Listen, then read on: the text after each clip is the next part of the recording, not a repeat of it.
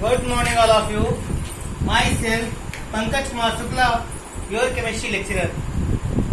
हम आपको पढ़ा रहे थे रासायनिक साम्य अवस्था वाला चैप्टर चल रहा था। उसमें हमने आपको साम्य स्थान पढ़ा दिया था, इक्विलिब्रियम कांस्टेंट, और साम्य स्थान की इकाई बता दिया था।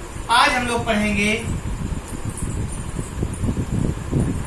ला सातेलिए का नियम।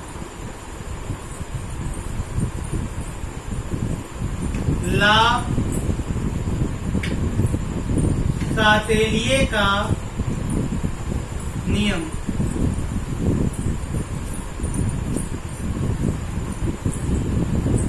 लॉ ऑफ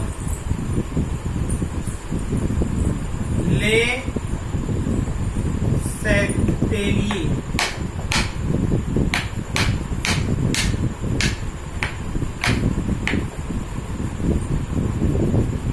लॉ ऑफ ले सैटेलिए, इंग्लिश में आर तक ले जाते हैं, ले चैटेलियर। तो ला सातेलिए का नियम क्या है? देखिए, बहुत सारी उत्क्रमणीय अभिक्रियाओं का अध्ययन जब किया, इनका पूरा नाम था एच ले चैटेलियर 1885। तो अनेक उत्क्रमणीय अभिक्रियाओं का अध्ययन करने के पश्चात एच ले सैटेलिए ने 1885 में इन अभिक्रियाओं पर, उत्क्रमणीय अभिक्रियाओं पर ताप, दाब और सांद्रण, ये तीन टर्म आप याद रखिएगा। ताप यानी टेम्परेचर, दाब यानी प्रेशर, और सांद्रण यानी कंसंट्रेशन।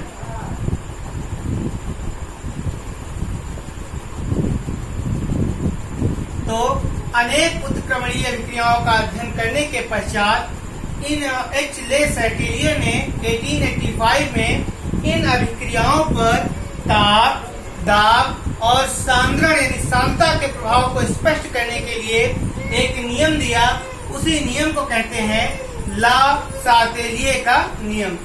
ये ला सातेलिए का नियम क्या है कि अगर किसी उत्क्रमणीय अभिक्रिया में ताप, दाब और सांद्रण में परिवर्तन किया जाता है तो अभिक्रिया का साम्य उस दिशा में विस्थापित होता है जिधर इन तीनों का प्रभाव निरस्त होता है। एक बार फिर से ध्यान दीजिएगा। आप कहेंगे कि अनेक उत्क्रमणीय अभिक्रियाओं का अध्ययन करने के पश्चात इन अभिक्रियाओं पर ताप, दाब और सांद्रण के प्रभाव को स्पष्ट करने के लिए एच ले चैटेलिए ने 1885 में एक नियम प्रस्तुत किया, जिसे ला सातेलिए का नियम कहते हैं। इस नियम के अनुसार ये नियम क्या था कि यदि किसी उत्क्रमणीय अभिक्रिया के ताप, दाब और सांद्रण में परिवर्तन किया जाता है तो अभिक्रिया का साम्य उस दिशा में विस्थापित होता है जिधर इन तीनों का प्रभाव निरस्त होता है। उसके बाद उन्होंने अलग अलग बता दिया कि अगर किसी उत्क्रमणीय अभिक्रिया के ताप में परिवर्तन किया जाता है, यानी ताप को हम बढ़ाते हैं, तो अभिक्रिया का साम्य उस दिशा में जाता है जिधर ऊष्मा का शोषण होता है, क्योंकि उस दिशा में जाने से ताप वृद्धि का प्रभाव निरस्त हो जाता है।